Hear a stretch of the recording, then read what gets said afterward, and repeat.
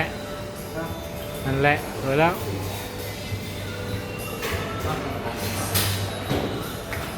สว่านเอาไว้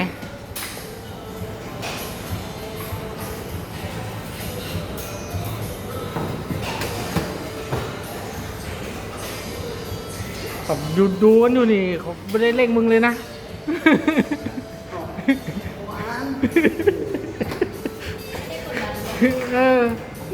เขาอยากรู้ว่ามันใส่ยังไงแค่นั้นเองถ้าหล่นลงมานี่ยังไงเนี่ยใจเย็น